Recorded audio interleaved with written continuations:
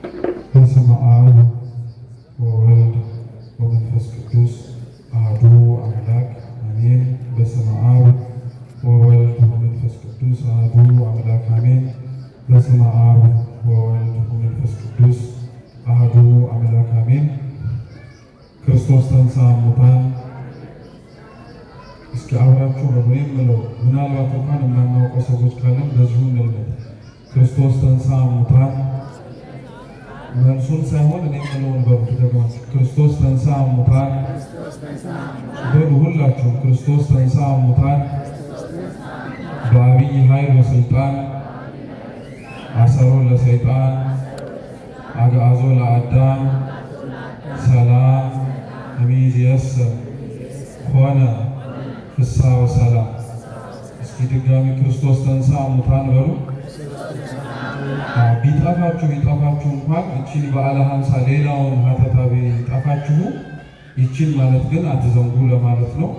ክቡራን አበው አይንተ እግዚአብሔር ካህናት፣ ወንድሞች ዲያቆናት፣ ሊቃውንተ ቤተ ክርስቲያን፣ ዘማሪያን፣ መምህራን፣ መምህራት፣ ከሩቅም ከቅርብም የመጣችሁ የልዑል እግዚአብሔር ቤተሰቦች፣ የጻድቁ የአባታችን የአቡነ ገብረ መንፈስ ቅዱስ ወዳጆች፣ በወደደን ባከበረን በአምላካችን ፍጹም ሰላም እንደምን አመሻችሁ?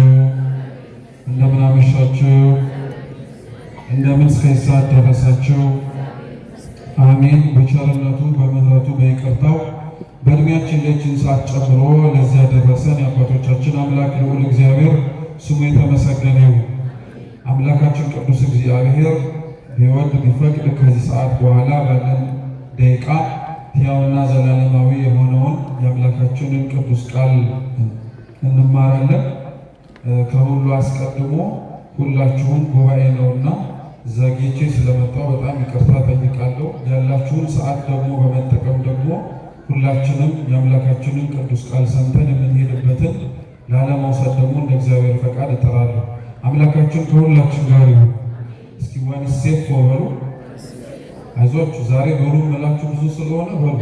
ወንሴፎ ትንሣኤ ሙታን፣ የሙታንን መነሳት በሉ እንጂ ተስፋ እናደርጋለን። እስኪ ድገሙት። የሙታንን መነሳት ተስፋ እናደርጋለን። እስኪ ሶስተኛ በሉት። እሺ በሚል ርዕስ ለምንማረው ይህንን ኃይለ ቃል እንደምታውቁት ከዘወትር ጸሎታችን አባታችን ሆይ ብለን ከጨረስን በኋላ በምንጸልየው የሃይማኖት ጸሎት ላይ ያለን የሃይማኖት ጸሎት ወይም ጸሎተ ሃይማኖት በቤተ ክርስቲያናችን ውስጥ ካሉ ጸሎቶች መካከል አንዱ ነው። ጸሎተ ሃይማኖት በነገራችን ላይ በቤተ ክርስቲያናችን ውስጥ በጣም ትልቅ ጸሎት ነው። እንደው ስሙ ጸሎተ ሃይማኖት በመባሉ ውስጡ በምናነበው ምንባብ ውስጥ እኛ ለዕለት ተዕለት የምንፈልጋቸውን ልመናዎችን ጭምር ስለማናገኝበት ትምህርት ብቻ ይመስለናል እንጂ የሃይማኖት ጸሎት ትልቅ ጸሎት ነው። ክርስቲያኖች ሰው ክርስትና ሲነሳ እንኳን ከእናቱ ማህፀን ወጥቶ በ40 በ80 ቀኑ ወደ ቤተ መቅደስ ሲመጣ ክርስትና የሚነሳበት ቀን ላይ እርሱ አንደበቱን አውጥቶ ለመመስከር ሕፃኑ ወይም ሕፃኒቷ ባይችሉ አውራ ጣታቸውን ይዞ የክርስትና አባታቸው የክርስትና ጥምቀትን አግኝተው ወደ እግዚአብሔር አንድነትና ወደ ቤተ ክርስቲያን ህብረት መግባት እንዲችሉ የሚጸለይላቸው ጸሎት የሃይማኖት ጸሎት። ይሄ አይገርማችሁ? ሰው ስርዓተ ተክሊል ቢፈጽም የማስባን ጋብቻ ቢፈጽም በዛ ጸሎት ውስጥ የሃይማኖት ጸሎቱን ጭምር ይደገምለታል። በመጨረሻም ደግሞ ፍጻሜው ሆኖ ወደ እግዚአብሔር መንግስት ቤተ ክርስቲያናችን ስትሸኘው ፍትሐት ስታደርግለት አብረው ከውዳሴ ማርያሙና ከመዝሙረ ዳዊቱ ጋር የሃይማኖት ጸሎት ይደረግለታል እና የሃይማኖት ጸሎት እንዳልኳችሁ ትልቅ ጸሎት ነው። ስሙ በመጀመሪያ ሲጠራ ጸሎተ ሃይማኖት ተብሎ ይጠራል። ጸሎት ስለሆነ አንድን ጸሎት በነገራችን ላይ ጸሎት የሚያስብለው ቅድመ መስፈርቶች አሉ። እነዛን ማሟላት ካልቻለ በቀር ያ ጸሎት ኦርቶዶክሳዊ የሆነ ጸሎት ነው ተብሎ እንኳን ሊቆጠር ላይችል ይችላል። አንድ ጸሎት ልብ ብላችሁ ስሙ ክርስቲያኖች፣ እኛም የምንጸልየው ጭምር እንምላችሁ ጸሎት ሆኖ ከእግዚአብሔር ፊት እንዲቀበል ወይም ተሰሚነት እንዲኖረው ቤተ ክርስቲያንም ይህንን ጸሎት ትቀበል ትቀበለዋለች ተብሎ እንድትቀበለው የሚያደርጋት መስፈርቶች አሉ። የመጀመሪያው አንድ ጸሎት ሊኖረው የሚገባው የመጀመሪያው ነገር ምስጋና ነው። እስኪ ምስጋና በሉ። ግዴታ ነው። ምንም አይነት ጸሎት ያለ ምስጋና አይጀምርም። ምክንያቱም እግዚአብሔር አምላክን ለምነን አይደለም የምናመሰግነው፣ አመስግነን ነው የምንለምነው። ብዙ ያለኛ ጸሎትና ብዙ ያለኛ ልመና እግዚአብሔር ያደረጉት ነገሮችና የፈጸማቸው ነገር ስላለ ምሳሌ ልስጣችሁ። ሁላችሁም ዛሬ ማለዳ ብትችሉ ቤተ ክርስቲያን የምትሰሙባት በደጃችሁ ያለው የአቡነ ገብረ መንፈስ ቅዱስን ቤት የምትሳለሙባት ቤት ነው። ስትመጡ ጠዋትም ከእንቅልፋችሁ ስትነሱ፣ አሁንም ማታም ወደ ቤታችሁ ገብታችሁ ስትተኙ ጸሎት ማድረጋችሁ አይቀርም፣ አነሰም በዛ። ያንን ጸሎት ስታረጉ አሁን የምላችሁን ነገሮች ለምናችሁ ታውቃላችሁ? እስኪ ከእናንተ መካከል ከሁላችን መካከል ስለ ደም ዝውውሩ የጸለየ ሰው አለ? ስለ ልብ ምታችሁ ጸልያችሁ ታውቃላችሁ? ስለ ሳምባችሁ ጤንነት ጸልያችሁ ታውቃላችሁ? ስለ አጥንቶቻችሁ እንዳይሰበሩና ባሉበት ቦታ ላይ እንዲቆሙ ጸልያችሁ ታውቃላችሁ? ስለ ጅማቶቻችሁ እንዳይበጠሱ ጸልያችሁ ታውቃላችሁ? ዓይናችሁ እንኳን ተከድኖ እንዲገለጥ ተገልጦም እንዲከደን እንዲያረገበግብ ለምናችሁ ታውቃላችሁ? ማናችንም አንጓሻሽ ለምነን አናውቅ። አሁን ያልኳችሁ ነገሮች ግን በነገራችን ላይ በጣም መሰረታዊ ነገሮች ናቸው። ሰው ልቡ ካልመታ አይኖርም፣ ካልተነፈሰም አይኖርም፣ አጥንት ከሌለውም አይኖርም፣ ጅማቶቹ ከተበጠሱም አይኖርም። ልብ በሉ ክርስቲያኖች፣ እግዚአብሔር እነዚህን ነገሮች አንድም ቀን አስበን ሳንለምነው ግን አለመናችሁ ብሎ አልነሳንም። ይኸው እያስተነፈሰ ነው። ይኸው ልብ እያስመታ ነው። ይኸው አጥንታችሁን ሰጥቷቸዋል። ይኸው ጅማቶቻችሁ ደም እያዘዋወሩ ነው። ስለዚህ እግዚአብሔርን ለምነን አይደለም የምናመሰግነው፣ አመስግነን እንለምነዋለን። አንድን ጸሎት የሚያደርገው መጀመሪያ ይሄ ነው። ሁለተኛው ጸሎት የሚያደርገው ነገር ደግሞ ምንድነው? ምልጃ ነው። እስኪ ምልጃ በሉ። ምልጃ ነው። ሰው በሚጸልየው ጸሎት ላይ ወደደም ጠላም ስለሌላው ስለ ወዳጁ እንዲጸልይ እግዚአብሔር ያዘዋል። እሱ የጸለየውን ጸሎት ይህንን ይመራል። እስኪ አባታችን ሆይ በሉ በሉ እንጂ ከዛስ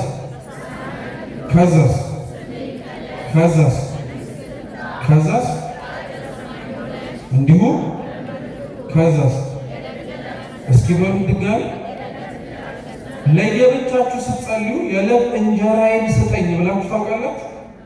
ሁሌም ለብቻችሁም እንኳን ብትሆኑ የዕለት ምናችንን ስጠን የምትሉ ይሄ እኮ ምልጃ ነው። በነገራችን ነው። ስለሌላው ሰው እየለመናችሁ እንጀራዬ አላላችሁም፣ እንጀራችንን ያላችሁ እና ቅዱስ ዮሐንስ አፈወርቅ ምን ይላል? ለብዙሃን የለመናችሁትን እንጀራ በተናጥል እንዳትበሉት ይላል። እንጀራችንን ብለን ለምን የሰጠህን እንጀራ ብቻህን መብላት አትችልም፣ ማካፈል ግዴታ ነው። ሌላውን ሰው ስላንተ ሲጸልይ እንጀራዬን ብሎ አይጸልይማ፣ እንጀራችንን ብሎ ነው የሚጸልየው። ምልጃ ግዴታ ያስፈልገዋል። ሶስተኛው ምስክርነት ነው። እስኪ ምስክርነት በሉ። አዎ የትኛውም ጸሎት ምስክርነት ያስፈልገዋል።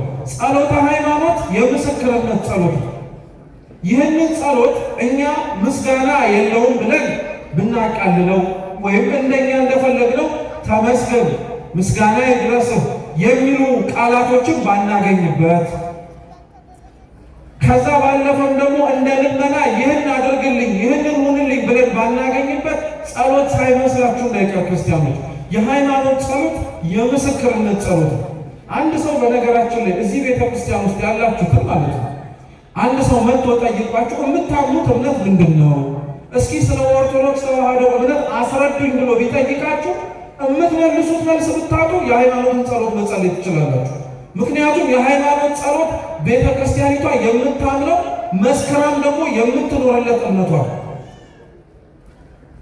ብዙ ሰው ግን በነገራችን ላይ ምንድን የምታምነው እስኪ ስለ ሃይማኖት ንገረኝ ተብሎ ሲጠየቅም የሃይማኖት ጸሎት ወይም ጸሎት ሃይማኖት መልስ አይመስለው።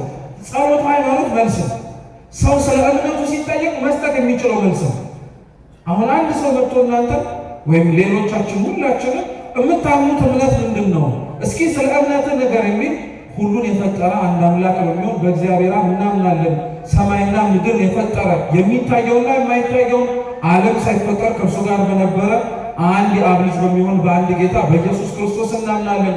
ከብርሃን የተገኘ ብርሃን፣ ከእውነተኛ አምላክ የተገኘ እውነተኛ አምላክ የተወለደ እንጂ ያልተፈጠረ በባህሪው ከአብ ጋር የሚተካከል ብለን እስከ መጨረሻይቱ የሙታንንም መነሳት ተስፋ እናደርጋለን።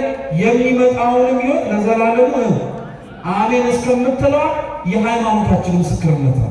ስለዚህ ከዚህ በኋላ ክርስቲያኖች ሰው ያላመነ አይደለም የምላችሁ፣ ከቤተ ክርስቲያናችን ውጭ ያሉ ወንድሞቻችን አይደለም። እርስ በእርስ እንኳን እስኪ ስለ ቤተ ክርስቲያን እምነት እናውራ ብላችሁ መጫወት ብትፈልጉ የሃይማኖትን ጸሎት መጸለይና መነጋገር ትችላላችሁ። የሃይማኖት ጸሎት ምስክርነት ስለሆነ። አራተኛው አንድ ጸሎት ሊኖረው የሚገባው ከምስጋና፣ ከልመና፣ ከምስክርነት ውጪ ምልጃ ቀደም ብለናል።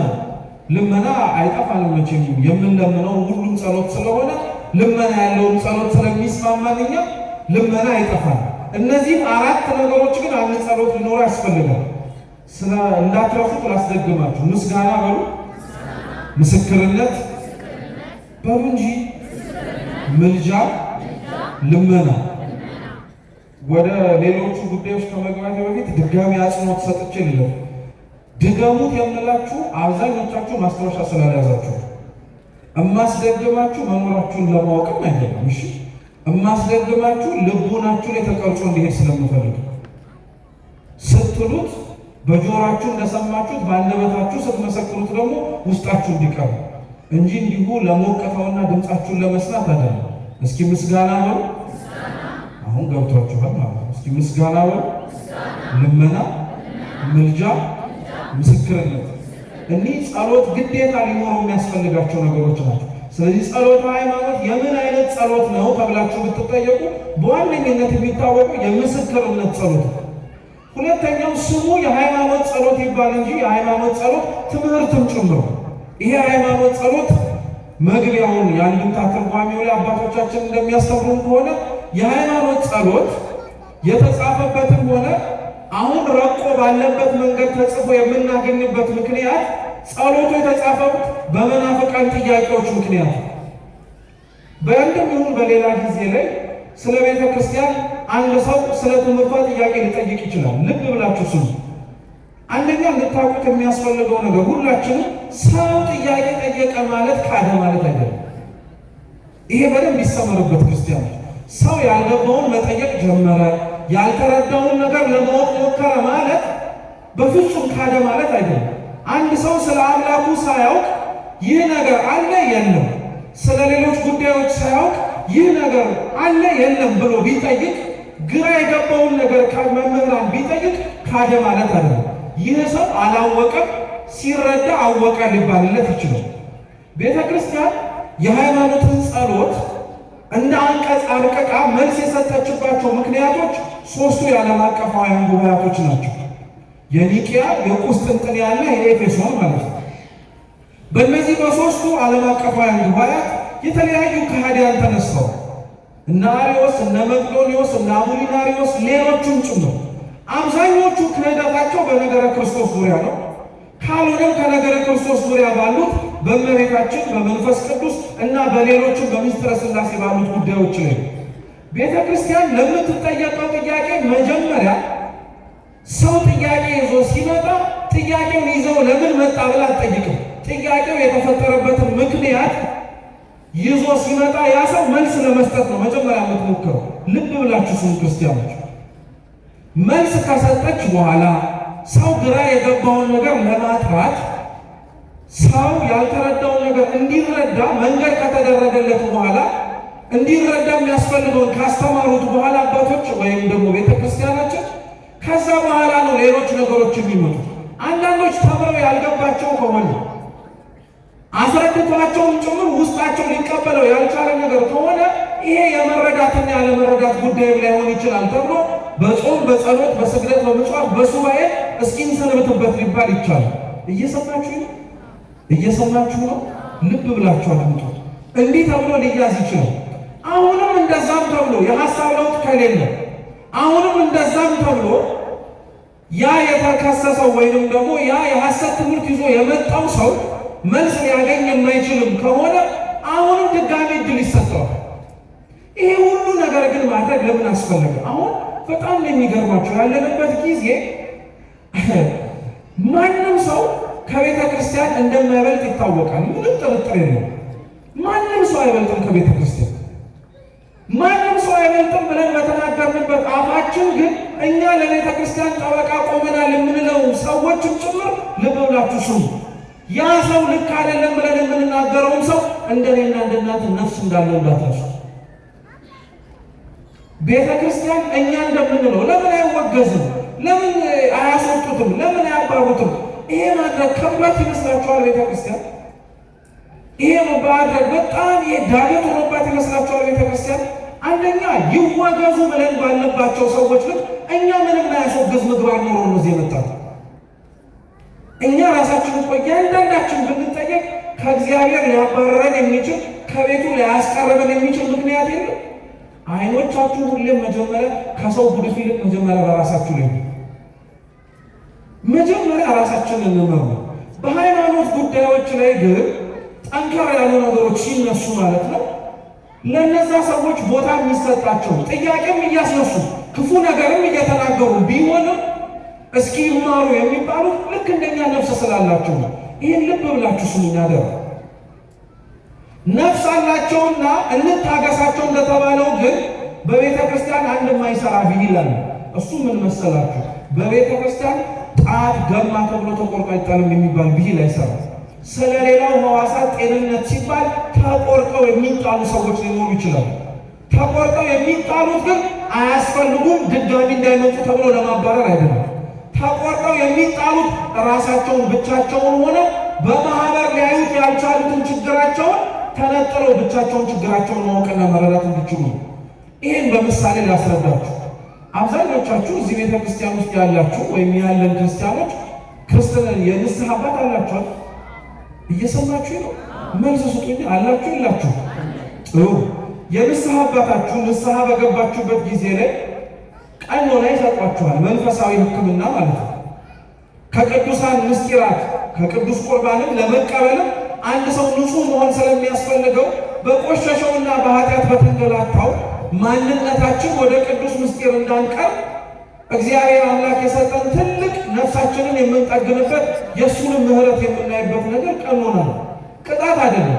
ቅጣትማ ቢሆን ኖሮ የሰራነው ኃጢአት አይደለም 50 እና 60 ሊያሰግድ እስከ ሕይወታችን መቃብር ፍጻሜ ድረስ ሊያስበላና ሊያስጠጣም ይችላል። ቸር ስለሆነ እግዚአብሔር ምሕረቱን እንድናውቀው ግን ጥቂት ነገሮችን እንድናደርግ ሊያደርግ ይችላል። ልብ ብላችሁ ስሙ። ንስሐ አባቶቻችሁ ቀኖና ሲሰጧችሁ ቀኖና በሰጧችሁ ጊዜ ላይ ጀምራችሁ እስከምትጨርሱ ቅዱስ ቁርባን መቀበል ትችላላችሁ? መልሱ እንጂ እማናቅ ሰዎች ካለን አንችልም። ሌላ የተለየ ምክንያት ኖሮ ካልሆነ በቀር እርሱንም በጣም ትልቅ የሕይወትና የሞት ጉዳይ ካልሆነ በቀር በፍጹም አንድ ሰው ቀኖናውን እስኪጨርስ ድረስ እንዲቀበል አይደረግም። ቀኖናውን እስኪጨርስ ድረስ ቅዱስ ሥጋውን ክቡር ደሙን እንዳይቀበል ብላ ቤተ ክርስቲያን የከለከለችው ግን ያንን ነፍስ ጠልተው እንዴ? መልሱ እንጂ አይደለም። በፍጹም እንዳይገባ ፈልጋሉ አይደለም። ብቻውን ሆኖ በማህበሩ ውስጥ እንደተሰበሰበውና በቤተ ክርስቲያን አንድነት ውስጥ ተገኝቶ እንደተመላለሰው ብቻውን ተገንጥሎ ከቅዱሳት ምስጢራት ተለይቶ በጾም በጸሎት በስግደት በምጽዋት ተወስነው ቆይ የሚባለው ኃጢአቱን በደንብ አስቦ ማልቀስ እንዲችል ነውሩን አስቦ እግዚአብሔርን ማሳዘኑን አውቆ ማረኝ እንዲል እግዚአብሔር ለሁላችንም የይቅርታ ልብ ይስጠን። ይሄንን ነው የምናደርገው። በነገራችን አርዮስ ክህደቱን ይዞ ሲመጣ እንደመጣ አልተወገዘም። መጀመሪያ ለጥያቄው መልስ ነው ለመስጠት የተሞከረው። ተባለ አልሆነለትም። ክህደቱን በልቡ ይዞት እንዲያውም ሌሎችንም ጭምር ማበላሸት ጀመረ። የዛን ጊዜ ላይ ቤተ ክርስቲያን ውስጥ ሊቆይ የማይችል ልቡናውን ከሸፈተ የቆየ ቢኖር ደግሞ ሌላውንም ጭምር ስቶ የሚያሳስትና ከድህነት መንገድ እንደሚያወጣ የታወቀ ሲሆን እያዘኑን ያወገዙት እንጂ እየተደሰቱ አይደለም። እየሰማችሁ እንዴት ሰው በአንድ ሰው መጥፋት ደስ ሊለው ይችላል? ባለቤቱ እኮ ሲናገር ቅዱስ ወንጌል ላይ ምንድን ያለ? እግዚአብሔር የጠፋውን ሊፈልግ መጣ እኮ ነው ያለ። ካሉት 99 በጎቹ ይልቅ ጠፍቶ በተገኘው በአንዱ በግ እኮ ነው ደስ ያለ። እንዴት ነው እኛ ጋር ሲመጣ ተገላቢጦሽ የሚሆን? በወጣ ነፍስ ደስ ይላቸዋል። በጠፋ ነፍስ በጣም ፌሽታና ደስታ ክርስቲያኖች ያሳያሉ። እናለቅሳለን እንጂ። ልብ ብላችሁ ስሙ። አርዮስን አባቶቻችን ሲጠሩት የሰይጣን ታናሽ ወንድም ነው ራሱ የሚሉት። ያን የሚሉት ጠልተውት አይደለም፣ ክህደቱን ግን ስለሚጸየፉት ነበር። እና ቅዱስ ባስልዮስ ዘቂሳርያ ስለ አርዮስ ሲናገር ምን አለ መሰላችሁ? አርዮስ ወይ እወድሃለሁ፣ ክህደትን ግን እጠላዋለሁ። አሁን እንዲህ የሚል ሰው አለ እዚህ ውስጥ። ክህደታቸውን እነሱንም እኮ ነው የምንጠላው። ማን ይሄንን ፈቀደ? ስለ በጥላቻ የምታሳዩት ክርስቲያናዊ ሕይወት የለም። ክርስቲያኖች በፍጹም እንዳይመስላችሁ። አንዳንዶቻችን ለእግዚአብሔር ብለን የምንውልለት ውለታ ያለ ይመስለናል። ሰውን በመስደብ ስለ ቤተ ክርስቲያን ክብር ጠበቃ ቆሜ ነው ብሎ ሰውን በስድብ መናገር፣ በፍጹም ይህ እንደዚህ አይነት ክርስቲያናዊ ሕይወት የለም። እንዲህ አይነቱ ስብከትን ቤተ ክርስቲያን የላትም። አባቶቻችን እየተሰደቡ የጠበቁት ሃይማኖት ይኖራል እንጂ እየሰደቡ ያባረሩት ነፍስ የለም። በፍጹም እንዴት አይነት ጊዜ ላይ ግን ደረስ ነው። ለቤተ ክርስቲያን ጠበቃ ምን ቆም የሚመስለን አንዳንዶቻችን ልክ ልኩን መናገር ነው እንጂ እንላለን። አብረን የምንሰድባት እኮ ያንን ግለሰብ ብቻ ሳይሆን ንጹሕ እና እንከናል የሆነችውን ቤተ ክርስቲያኒቷንም ጭምር። ለአርዮስ ነፍስ ተደክሟል፣ ለመቅዶንዮስም ተደክሟል፣ ለሌሎችም ከሃዲያን ለንስጥሮስም ተደክሟል። ከአቅም በላይ ሲሆኑ ነው አይ በቃ የቤተ ክርስቲያን ሕልውና መቀጠል አለበት ተብሎ የተጣሉት። የዚህን ጊዜ ላይ ልብ ብላችሁ ስሙ። እነዚህም ሰዎች ካሰናበቱና ካስወጡ በኋላ አባቶቻችን እኮ ጉዳዩን ጨርሰነዋል፣ እነዚህ ሰዎችን ከተወገዱ በኋላ ምንም ችግር አይመጣም ብለው ግን ሊተኙ አልመረጡ። ላነሱት ክህደት መልስ መስጠት ነው የጀመሩት። አሁን የምንጸልየው የሃይማኖት ጸሎት ለትናንትና ጥያቄ የተሰጠ መልስ ነው፣ ዛሬም ጭምር የሚያገለግል። ምሳሌ ልስጣችሁ። አንዱ በጸሎት ሃይማኖት በስፋት የተዳሰሰው መልስ የነገረ ክርስቶስ መልስ ነው እና ከነገረ ክርስቶስ መልሶች ውስጥ አንደኛው እዛ ውስጥ ትኩረት ተሰጥቶ የተነገረው ጥያቄም ተነስቶበት የነበረው ምንድን ነው? አምላካችን ሰው በመሆኑ ምክንያት ከኃጢአት በቀር ፍጹም ሰው ሆኖ በዚህ ምድር ላይ በመመላለሱ ምክንያት ክብር ይግባውና ከአምላክነቱ ሊጎል ይችላል፣ ጎሏልም ጭምር ብለው ይናገሩ ነበር። እንግዲህ አበው ይሄንን መልስ እንዴት እንደሰጡ ተመልከቱ። ከአምላክ በሉ እንጂ ከእውነተኛ አምላክ የተገኘ እውነተኛ አምላክ፣ ከብርሃን የተገኘ እውነተኛ ብርሃን። እስኪ ድገሙት። ከብርሃን የተገኘ ምን አይነት ብርሃን? ብዙ ምሳሌ መስጠት እየተቻለ ብርሃንን ለምን እንደተመረጠ ልንገራችሁ። መቼም ለሁሉም ለዚች ምድር ብርሃን ትሰጣለች ተብላ እግዚአብሔር የፈጠራት ፍጥረት እንደምታውቀው ፀሐይ ናት። ፀሐይ ብርሃኗን የምትሰጠው ሰማይ ነው ምድር ነው? በሉ መልሱት ነው። ጎሽ ጎበዝ፣ ቃል ተሰማለ። ፀሐይ ብርሃኗን የምትሰጠው በሰማይም ነው በምንም ጭምር ነው፣ በምድርም ጭምር ነው። አላመናችሁበትም? ብዙ ነገር ስትወጣ ታያታላችሁ። ምንም አታስቡ። ብዙ ፀሐይዋ በላይ በሰማያት ወጣ ብርሃኗን ስትሰጥ የፀሐይዋ እውነተኛ ቦታ ወይም ደግሞ አድራሻው የት ነው ብትባሉ የት ነው የምትሉ? ሰማይ ነው። ብርሃኗ ያለው ግን የት ነው? ቃሌው ታሰማለ። ጎበዝ ጥሩ መመን ነው እውነት። ሰማይም ምድርም ነው ያለው ብርሃኑ። ከሰማይ ሲያበራ ከምድርም አልጎደለም። በምድርም ባበራ ጊዜ ፀሐይ ብርሃን በሰማይም አልጎደለም። ብርሃኑ በሰማይም አለ በምንም አለ። እንዲሁ ሁሉ አካላዊ ቃል ኢየሱስ ክርስቶስም በእመቤታችን ማኅፀን ባደረበት ቅጽበትም በላይ በሰማያትም አለ ለማለት ነው። ከብርሃን የተገኘ እውነተኛ ብርሃን ያለው አያችሁት? መልስ ነው ማለት ነው። የምንጸልየው ጸሎት ለእኛ አልተረዳነው ይሆናል እንጂ ተቀምጠን የምንጸልየው ጸሎት ምንነትን አስረዱን ብለን አባቶቻችንን አልጠየቅን ይሆናል እንጂ የሃይማኖት ጸሎት የቤተ ክርስቲያናችን የምታምነው እምነት ምስክርነት መስጫ ነው። ስለዚህ በእነዚህ ጉዳዮች በነገረ ክርስቶስ በሌሎችም ጉዳዮች ላይ መልስ የሰጠው የሃይማኖት ጸሎት አንዱ መልስ ከሰጠባቸው ጉዳዮች መካከል የሙታንን መነሳት ነው። የሙታንን መነሳት በሉ ተስፋ እናደርጋለን። አሁን ለምን የሃይማኖት ጸሎት ላይ የሙታንን መነሳትን ማንሳት አስፈለገ? እንኳን ከክርስቶስ እርገት በኋላ ክርስቶስ አምላካችን በምድር በሚመላለስበት ወቅት ላይ ራሱ በጣም ጥያቄ ከሚነሳባቸው ጉዳዮች መካከል አንደኛው የሙታን መነሳት ነው። ታውቁ እንደሆነ ጌታችን ይመላለስባት የነበረችው የእስራኤል ምድር ላይ ይኖሩ የነበሩ ሰዱቃውያን ተብለው ይጠሩ የነበሩ ምድቦች ነበሩ ከእስራኤላውያን ልጆች መካከል። ሰዱቃውያን በስማቸው እንዲህ ተብለው የሚጠሩት ያሙት ከነበሩት እምነቶች መካከል አንዱ የሙታንን መነሳት አያምኑም ነበረ ሰዱቃውያን። እየሰማችሁ እና ክርስቶስ አምላካችንን ራሱ በወንጌል ጠይቀውታል። አንድ ባል ነበረ፣ 7 ሚስቶች ነበሩት። ከ7ቱ ሚስቶቹ መካከል አንዲቷን ሚስት እየፈታ ሌላ እያገባ የኖረ ሰው ነው እና ያ ሰው በላይ በሰማያት ከየትኛው ሚስቱ ጋር ነው አብሮ የሚኖረው ብለው ጠየቁት። እየሰማችሁ ነው። በነገራችን ላይ ይህን ጥያቄ ለምን እንደጠየቁት እንገራችሁ። አይሁድ ወይም በተለይ ሰዱቃውያን በጥቅሉ አይሁድ ልንለው እንችላለን፣ ሚስቶቻቸውን እንዲሁ ብለው ነው የሚፈቱት። ወጣ ካላመረላት ሊፈታት ይችላል። ጠዋት ተነስቶ ስታዛጋም ከነበረችው ሊፈታት ይችላል። ስትክ ካላማራቸው ሊፈታት ይችላል። ምንም ምክንያት ብቻ ነው የሚፈልገው እና ታስታውሱ ከሆነ ክርስቶስ የማቴዎስ ወንጌል ምዕራፍ 5 ከቁጥር 20 ጀምሮ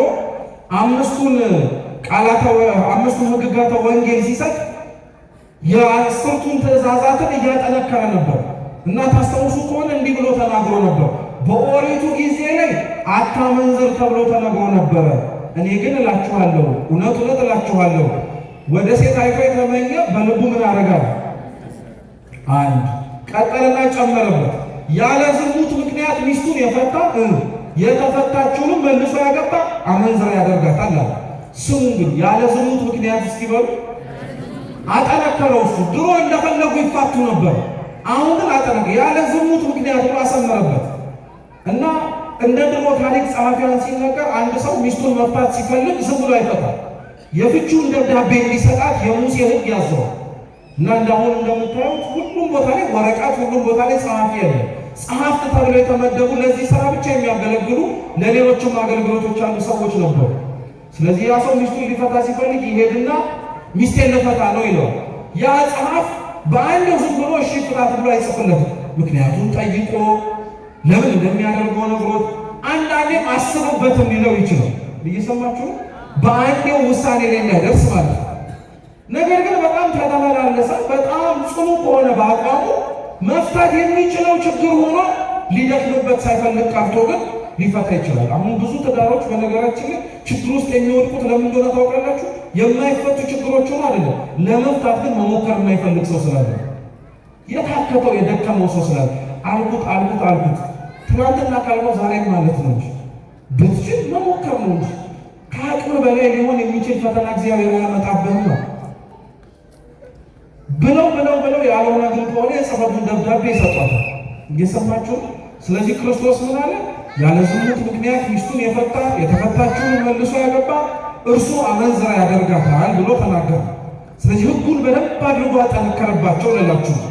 ይሄን ያነሳውላችሁ ምክንያት ምንድነው? ሰዱቃውያን የጠየቁት ጥያቄ ይህንን ሚስቱን ብዙ ጊዜ የፈታው ያ ሰው በላይ የትኛዋን ያገኛታል አሉ።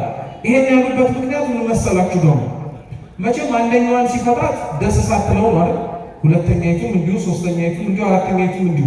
አሁን ክርስቶስ እነሱም የመልስላቸው የጠበቁት ሶስተኛው አምስተኛው እንዲላት እና አሳስባቸዋል። የእውነት አስባችሁታል? እዚህ የፈታትን ሚስቱን ላይ ልጠብቀው ማለት ነው። ስለዚህ በጣም ስላሳሰባቸው የትኛይቱን የሚያገባው ብሎ ጠይቁ። ጌታ ስም ብሎ መለሰላቸው። ሰው ዳግም ክርስቶስ በሚመጣበት ጊዜ ላይ እነሱም ወደ ላይ ወደ ሰማያት አርገው በአባታቸው መንግስት በሚኖሩበት ጊዜ ላይ እንደ መላእክት ነው የሚኖሩት፣ አያገቡም፣ አይጋቡም፣ አይወልዱም ብሎ ነገራቸው። እየሰማችሁ ነው። ሰዱቃውያን በጣም እንዲህ አይነት ጥያቄ ያመዙ ነበር እና በትንሣኤ ሙታን ሙሉ በሙሉ አያምኑም። በቃ አሁን ሰዱቃውያንን ያነሳውላችሁ ለምን መሰላችሁ? ታሪኩን ለመተረክ አይደለም።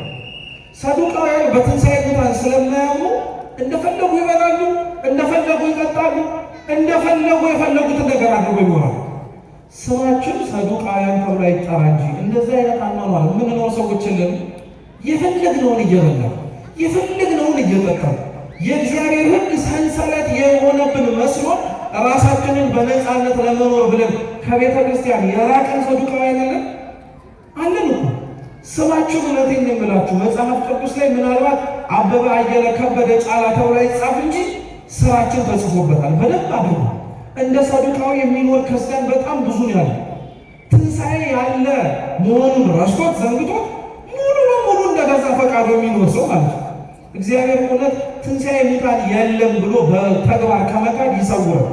ልባችን ሁላችንም ያምኗል ትንሣኤ ሙታን እንዳለ። ኧረ እንደው ለነፍስህም ኑር የሚል ሰው አለ። አኗኗራችን ግን እውነት ከሞት በኋላ ሕይወት እንዳለ አይነት ነው የሚያሳየው። እንደፈለግን እኮ ነው በዚህ ምድር ላይ ተጨንቀን መኖር አንፈልግም። ረሳችሁት እንዴ ክርስቲያኖች? ይሄ ምድር እኮ ድንኳን ነው፣ ይሄ ምድር እኮ ጥለነው የምንሄድ ነው እያሉ ሐዋርያት ያስተማሩት፣ አበው የደከሙበት፣ እናቶቻችን በሕይወት ገልጠው ያሳዩት እኮ ሁሉንም ነገራችሁን እዚህ ላይ አትፈልጉት እያሉ።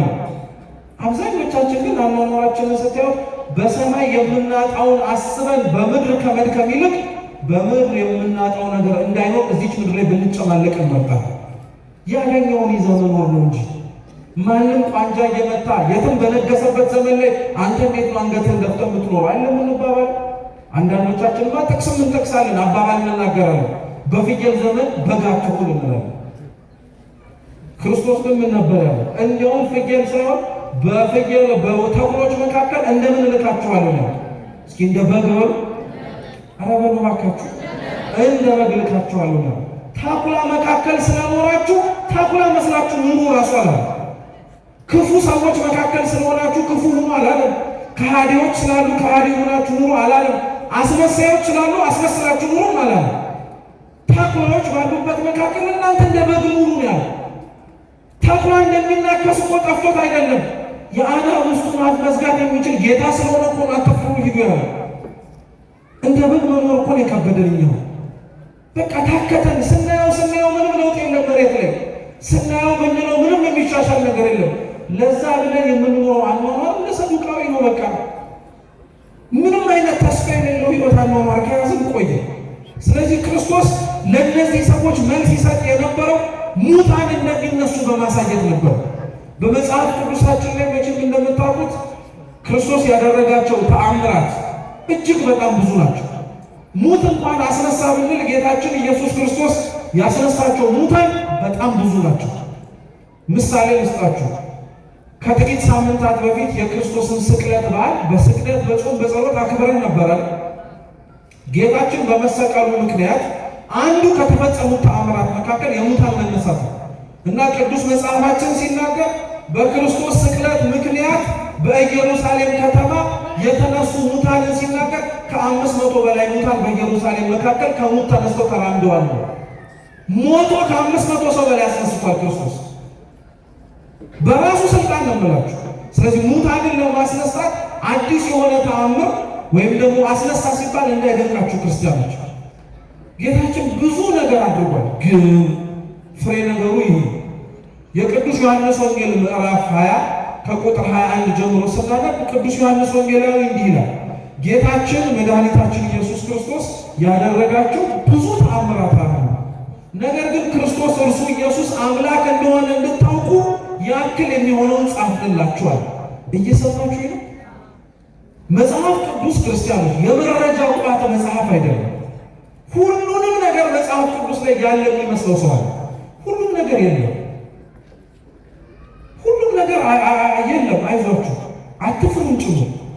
እንኳን ሁሉ ነገር ይቅርና ሁሉም ተአምራት የለም። ራሱ ቅዱስ ዮሐንስ ራሱ ይህንን ይላል። የዮሐንስ ወንጌል ምዕራፍ 21 መጨረሻው ላይ ይላል ጌታችን መድኃኒታችን ኢየሱስ ክርስቶስ ያደረጋቸው ተአምራት ብዙ ናቸው። ሁሉን በእያንዳንዱ እንጻፍላችሁ ብንል ለተጻፉት መጽሐፍት ራሱ ዓለም ባልቻላቸው ይመስለኛል አለ ዮሐንስ ወንጌላዊ ይለኛል። ተአምሩ ተጽፎ ዓለም ሊሸከሙ ካልቻለ ሙሉ ታሪኩን እንዴት ቢጽፉ ዓለም ሊሸከሙ ይችላል? የተጻፈው ተአምር የተጻፈው ታሪክ ግን እናንተ ሁላችሁ ክርስቶስ እርሱ ኢየሱስ አምላክ እንደሆነ እንድታምኑ ሊያስችላችሁ ከሚችለው ከበቂ በላይ የተጻፈው አለ ወንጌላችን። ስለዚህ ክርስቶስ ከሙታን መካከል እንደሚያስነሳ ብዙ ምሳሌዎች፣ ብዙ ምክንያቶች፣ ብዙ ተነስተው የሚራመዱ ሙታኖች አትፈልጉ። መጽሐፍ ቅዱስ ላይ በቂ የሆኑ የተጻፉ አሉ።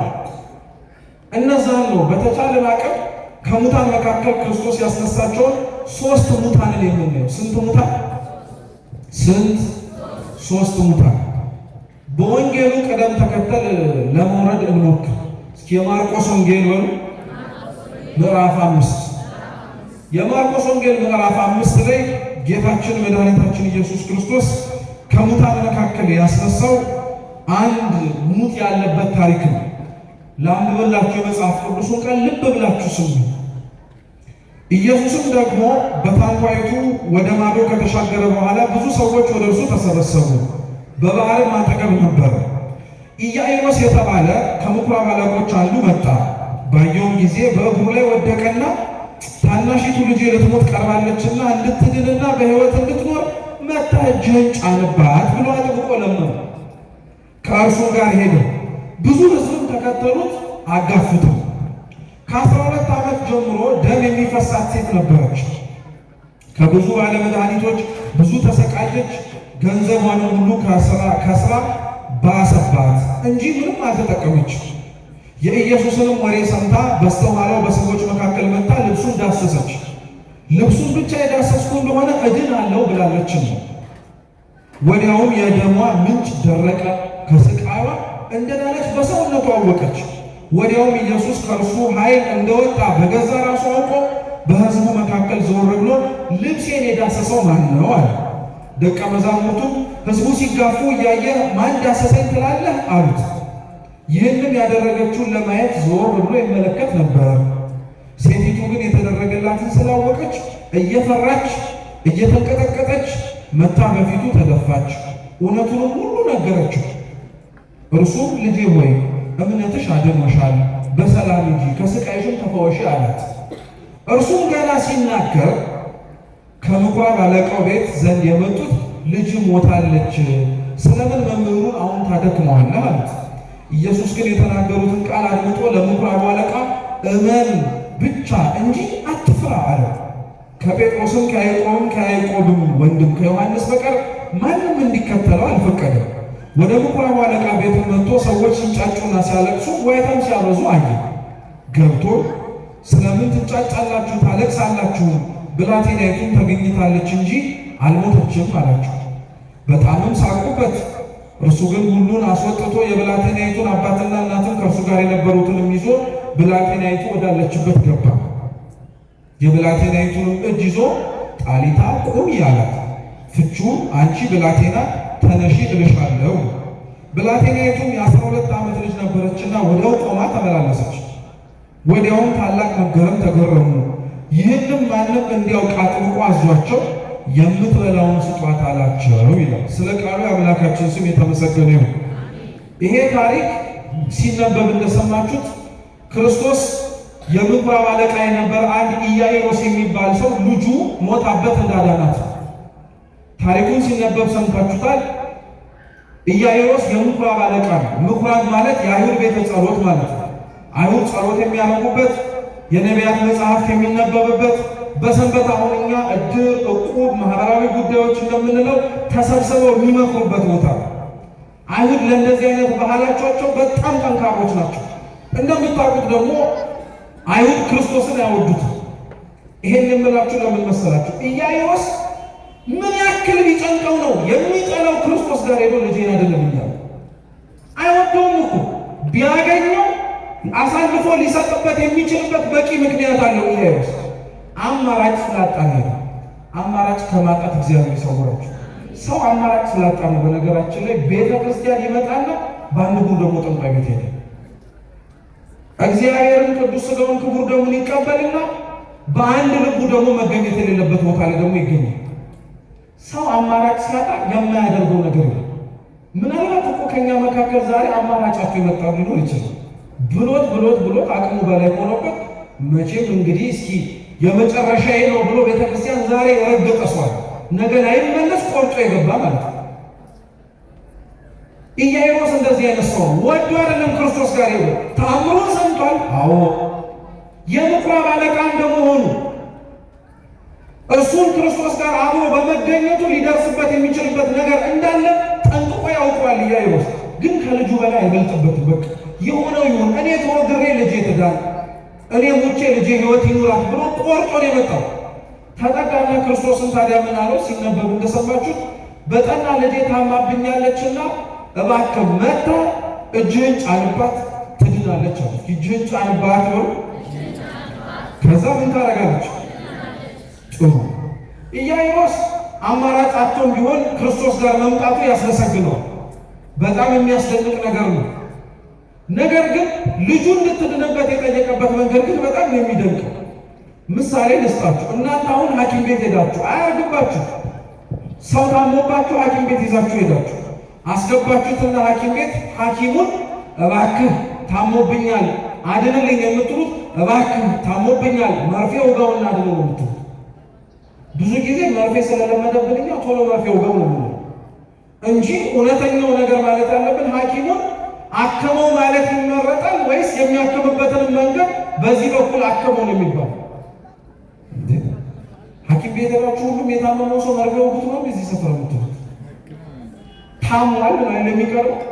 በሽተኛው እንዴት መታከም እንዳለበት ውሳኔ የሚሰጠው ማለት መልሱ እንጂ ሐኪሙ ነው ዶክተሩ። የኢያኢሮስ ችግር ማለት ይሄ ነው። እጁን ይጫንባት ከፈለገ እንደ ኤልያስ ዮናስን ሊያስነሳው ሲል እንደተኛበት ይተኛባት፣ ትንፋሹን እፍ ይበልባት፣ እንዴትም ያደርጋት ብቻ እንድትድንለት ነው የሚፈልገው። ምን የምትድንበትን መንገድ አስመረጠ። አብዛኞቻችን ላይ ያለው ችግር ስለሆነ ነው። ክርስቲያኖች እግዚአብሔር እንዲያድነን እንፈልጋለን። ካለንበት ችግርም ነፃ መውጣት እንፈልጋለን። ይህኛ ችግር ምን መሰላችሁ? መዳንም እንፈልጋለን። እንዴት ሊያድነን እንደሚፈልግም እንመርጣለን። ምሳሌ ልስጣችሁ። በእኛ እዚህ አሁን የአቡነ ገብረ መንፈስ ቅዱስ ጠበል አለ አይደል? እዚህ አካባቢ አለ። ጥሩ ስሙኛው። ከኛ መካከል አሁን አሟችሁ በቃ ስታዩት ለምናችሁ ደስ አላሰኛችሁ እና እንደው በቃ አዊ አደራቸው ብላችሁ መጣችሁ። ሰው አሞት መጥቶ ጮሆ ምንም ብሎ ወጥቶለት ሄደል በላችሁ። እናንተ ግን መጣችሁ ምንድን ነው የምትሉት? እንደው አደራዎትን አዊ እንዳያዋሩኝ ካለብኝ በስውር ያወጡት አደራዎትን። ሰው ቅሌት አፍስጥ አትልም። መዳንም ትፈልጋለህ ደግሞ ምን ማለትም አትፈልግም፣ እንድትታይም አትፈልግም ነው አይደለም? እውነቱም እንደዛ እኮ ነው። መቁረብ ትፈልጋለህ። ልክ ልትመጣ ስትል እነ ገሌ ቄስ ግን አይመቹኝም ትላለህ። ንስሐ መግባት ትፈልጋለህ። ደግሞ በጀርባ የሚሆኑትን እያወቅ ራሴን ሰድቤ ለሰዳቢ ልስጥ እንዴት ትላለህ? አየሁ፣ የሁላችን ችግር ነው የኢያኢሮስ ችግር። መዳን የምንፈልግበትን መንገድ እንመርጣለን፣ ደግሞ መዳንም እንፈልጋለን። ለንስሐ አንዱ የድህነት መንገድ ስለሆነ ቅዱስ ባስልዮስ ዘቂሳርያ ምን ብሎ አስተማረ መሰላችሁ?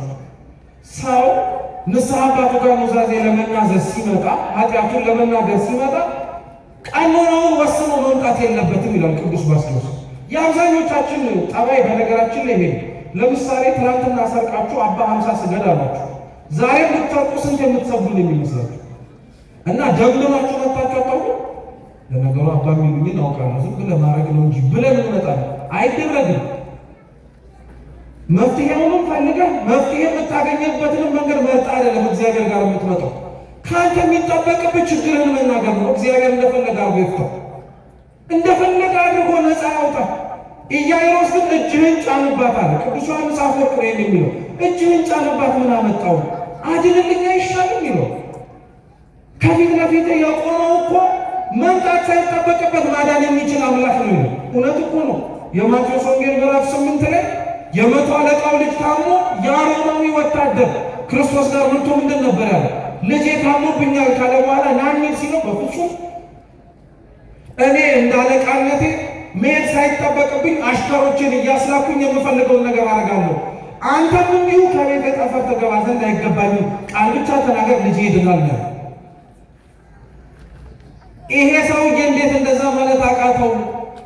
ያ እኮ ሮማዊ ነው፣ የማያምን ሰው እኮ ነው። ኢያኢሮስ እኮ የምኩራብ አለቃ ነው። ብሉይ ኪዳን ገልጦብያ ነው። እውነቴን የምላችሁ ከማያምን ሰው ስህተት የሚያምን ሰው ስህተት ይበልጣል። የማያምን ሰውማ መጀመሪያውኑ በምን አወቀው? ያመንነው ሰዎች እኮ ነው ስህተታችን በጣም የሚበዛው፣ ክፋታችን የሚበዛው፣ ጭካኔያችን የሚበዛው የኛው ነው።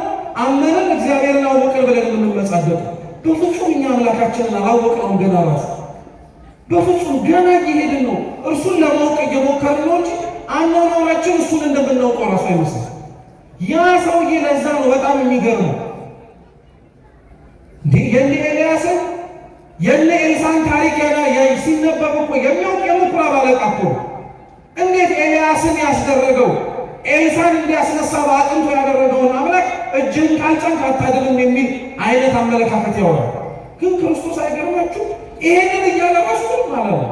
እሺ ና እንሂድ ነው። ድክመታችሁን ክርስቶስ ያውቀዋል። ክርስቲያኖች እንዲህ አታደርግብኝ አታስጮኸኝ ብቻ በስውር አውጣው ስትሉትም እንዲህ መዳን ፈልጋ ደግሞ እንዲህ ብል አይልም። ለምን እንደማይል ታውቃላችሁ? ድክመታችንን ስለሚያውቀው። በቃ ድክመታችንን ያውቀዋል። ከእርሱ ፊት ቆመን አይ እውነት በጣም እኮ ነው የምናሳዝነው። እውነቴን ነው የምላችሁ። ገና ስለ አምላካችን እኮ መች መሰከርንለት? በጣም አትፈሩም? አንዳንዴ ማንም ከዚህ ምድራዊ ሰው ፊት ያልመሰከረለትን እኮ ክርስቶስ በሰማይ በአባቱ ፊት እኮ ማንም አይመሰክርለትም። እና ለመመስከር ራሱ እኮ እንፈራለን። እግዚአብሔር የሚያደርገው ለማለት እኮ እንጨነቃለን። እመቤቴ ናት ይህንን የሞላችሁ ለማለት እኮ እንፈራለን። ሰው ምን ይለኛል? አካበድካለኝ፣ አበዛኸኝ እንላለን እኮ። እግዚአብሔር ላረገው እኔና እናንተ አረገው ብሎ ለመናገር ይችላል። ድክመቱን ስለሚያውቀው ግን ምንም አላሉ። እሺ ና እንሂድ አሉ። አብረው እየተጓዙ ሲሄዱ መንገድ ላይ ደግሞ ሌላ ችግር ያላት ሴት ተገኘች። 12 ዓመት ሙሉ ምን ሲያደርጋት የነበረው ደም ሲፈሳት። እቺ ሴት በጣም የምትገርማችሁ ገንዘቧን ለባለ መድኃኒት እድናለሁ ብላ ሰታ ችግሯ የባሰባት ሴት ነው።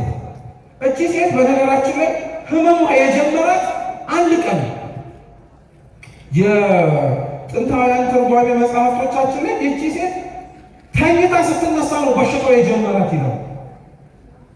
አስባችሁታል? አሁን በደህናው ሄዳችሁ ቤታችሁ ተኝታችሁ ጧት ስትነሱ ዱብ ያለ የሆነ በሽታ ይዟቸዋል። በጣም የሚያስደነግጠው እኮ 12 ዓመት በዛ በሽታ ቆይታለች እቺ ሴት።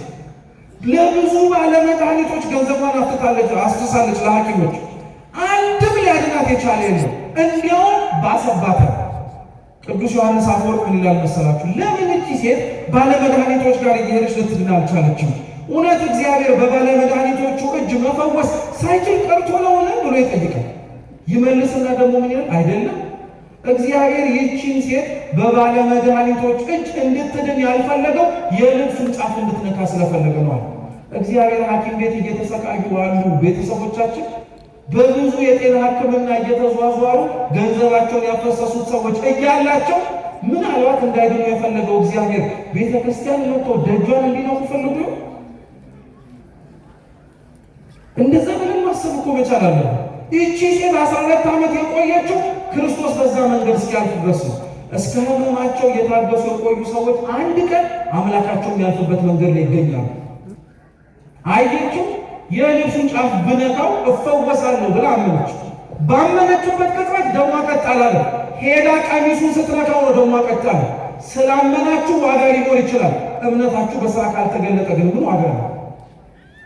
ሄደች፣ የልብሱን ጫፍ ነካች፣ ደሟ ምንጩ ቀጥ አለና እርሱ አውቃለች፣ እርሱ ያውቃል። ብዙ ህዝብ ሲጋፋው ስለነበረ ግን ሲነበብ እንደሰማችሁት ማን ነካኛል? ደቀ መዛሙርቱ ማን ነካኝ ትላለህ እንዴ? ይሄ ሁሉ ሰው እየተጋፋ እንዴት ነው ማን የነካኝ የምትለው ሲሉ ኃይል ከሰውነቴ ሲወጣ ተሰምቶኛል። አይገርማችሁ? ያ ሁላ ሰው እየተጋፋ በእምነት የነካው አንድ ሰው። ይሄ ሁላችን ተንጋፍተን መጠን ይሄን እኮ የሚያምኑ አንድ ሰው ነው ውስጥ ከልቡ የሚሰሙ አንድ ሰው ይሆናል። ለእግዚአብሔር ምቹ ሆኖ የተገኘው አንድ ሰው ይሆናል። ስለዛ አንድ ሰው ብሎ እኛን ይሰበስበናል። ስለዛች ነፍስ ብሎ ጸሎታችንን ይሰማናል። ስለዛች ነፍስ ብሎ እግዚአብሔር አምላክ እኛን ይጎበኘናል። በቸርነቱ እግዚአብሔር አምላክ ይሄ ስራችን ስላለ እንዳይመስላችሁ ክርስቲያኖች። አንዲት እንደዛች 12 ዓመት ደም ሲፈሳት እንደነበረችው የሚያምነው ሰው እዚህ ቤተክርስቲያን ውስጥ አለ። አንድ ሰው አይታጣም። የትም ቦታ ላይ አንድ ሰው አይታጣም። ሰው ጠፋ አትበሉ ክርስቲያኖች። ሰው የለም አትበሉ። ምን ጻድቅ አለ፣ ምን ሰው አለ፣ ምን ክርስቲያን አለ አትበሉ። ምናልባት እኛ ላንሆን እንችላለን። የሚኖረው ሰው ግን አለ። የሚኖረው ሰው አይጠፋም፣ ሁሌም አለ በዚች ምድር ላይ። እግዚአብሔር በፍጹም መሬትን ሀገርን ያለ ጻድቅ አይተዋታል። እንደዛማ ቢተዋት ኖሮ የሰዶምና የጎሞራ ዕጣ ፈንታ በእኛ አይብስም ነበር? እንዴ ቢመጣ በእኛ ይብስ እኮ ነበር። ጻድቃን ስላሉ ለሱ ምቹ የሆኑ ነፍሶች ስላሉ ስለ እነሱ ሲል ያቆየናል።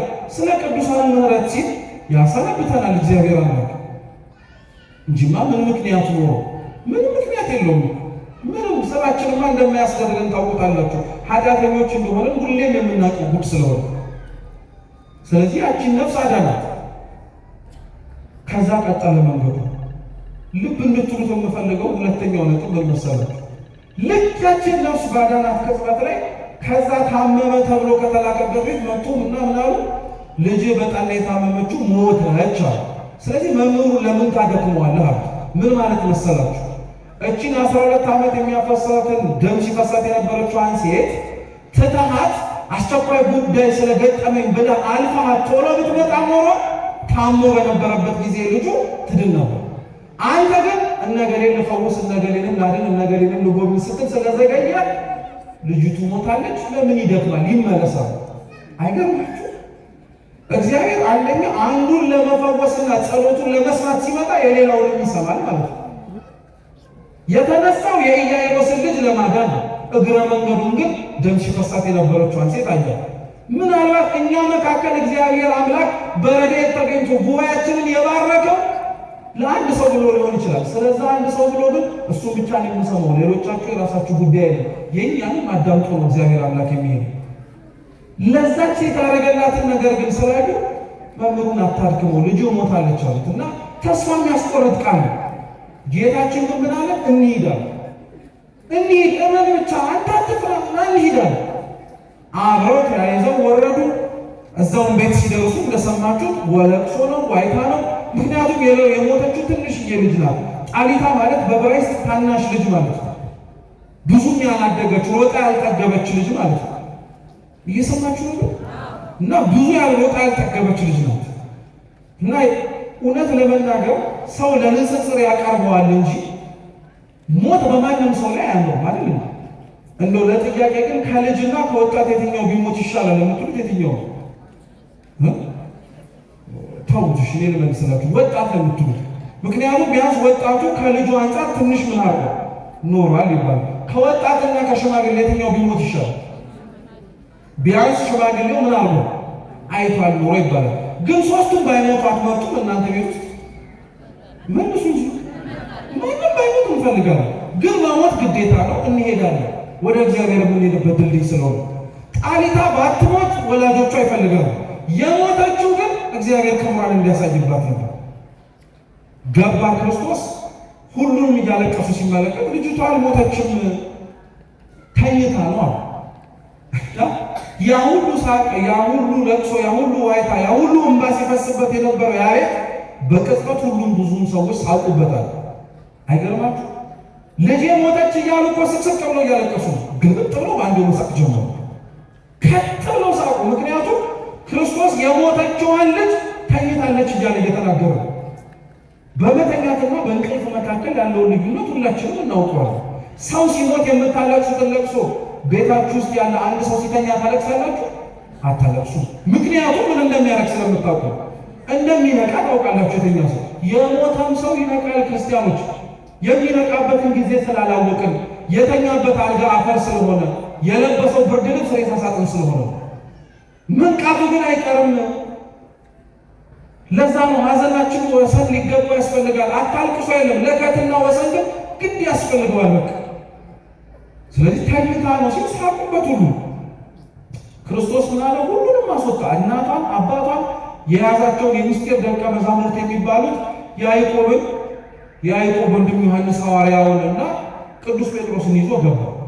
የተኛችበትና አርፋበታለች የተባለችበት ክፍል አልጋው ላይ ቁጭ አለና ጣሊታ ጣሊታ ተነሻ። ያቺ ልጅ ልክ እንደተኛ ሰው ሞታለች እኮ። ቀጥ ብላ ተነሳች። ክርስቶስ ከዛ በኋላ ምን አለ? እምትበላውን አምጡላት አለ። እስኪ እምትበላውን አምጡላት በሉ።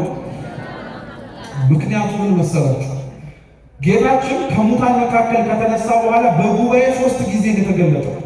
አንደኛው ትንሣኤ ነው፣ ሁለተኛው ዳግም ትንሣኤ ነው፣ ሶስተኛው ደግሞ የጥብርያዶስ ባህር ዳርቻ ነው።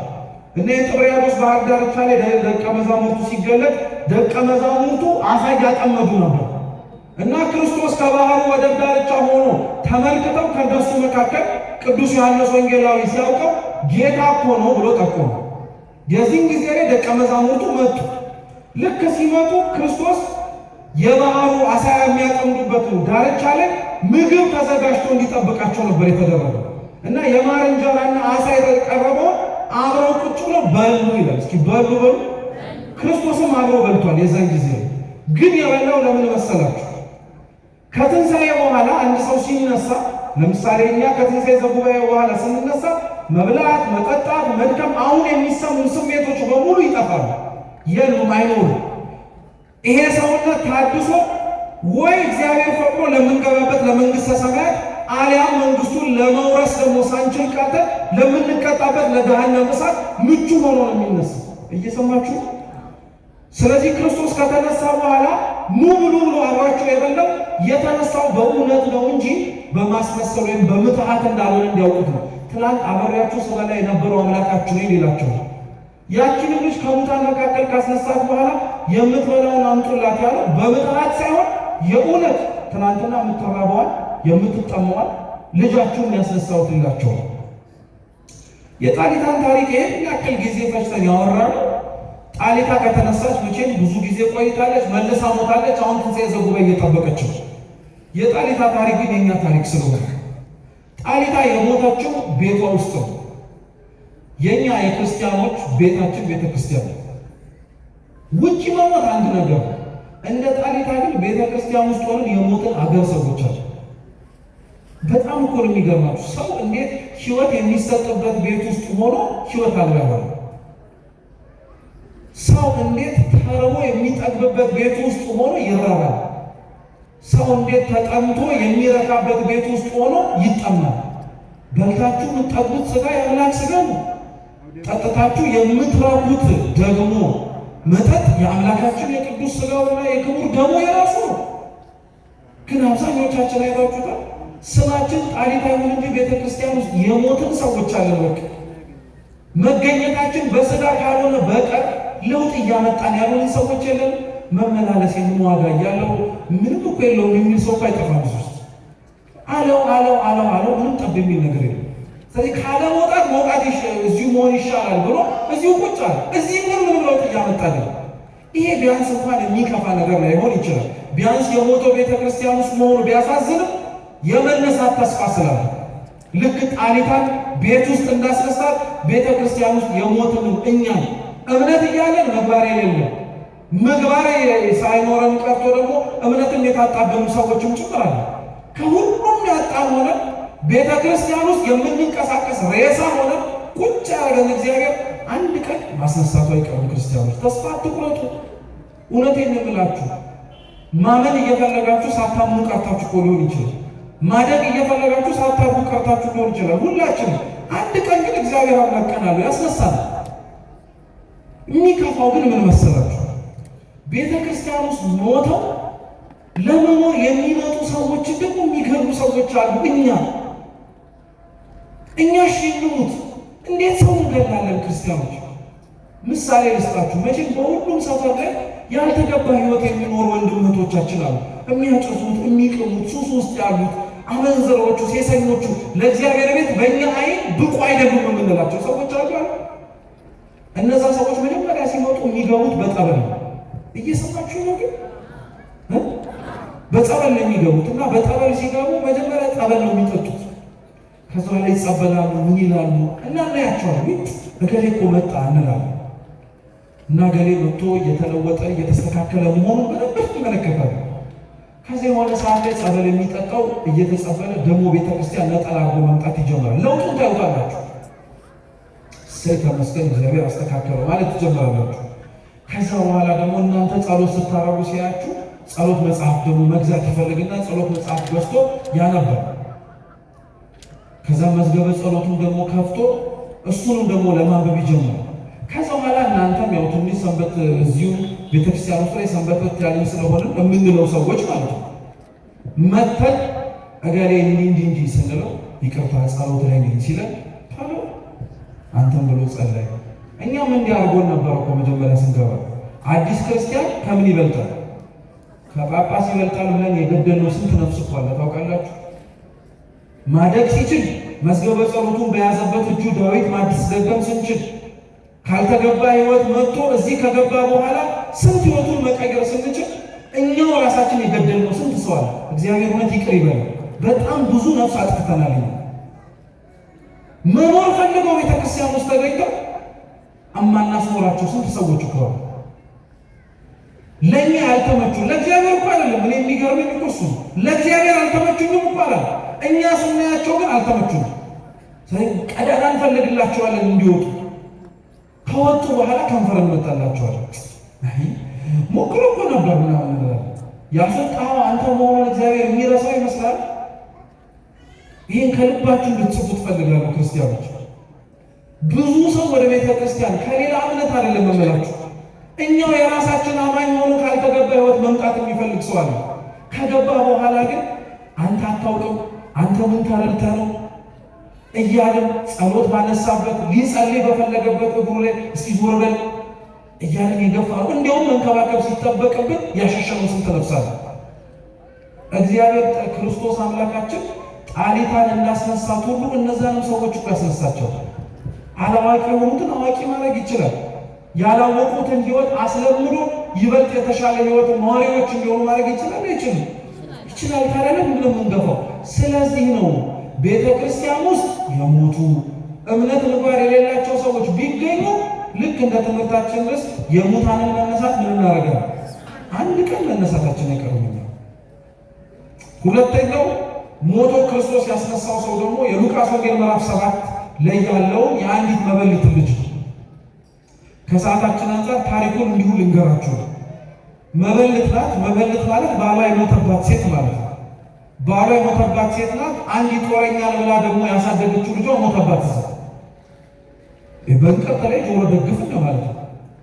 ስለዚህ እናቲቱ በጣም እያለቀሰች ነው። ከቁጥጥር በላይ ሆኖባታል ሐዘኑ። ምክንያቱም ያጣችው ባሏን ልጇንም ጭምር ምንም ተስፋ የላትም። አንዳንድ ሰው በነገራችን ላይ ያጣው ነገር በጣም የሚከፋው ያጣው ነገር ትንሽ ሳይሆን ቀርቶ አይደለም። ያጣው ነገር ተስፋውን ይዞበት የሚሄድ ሰው ስላለ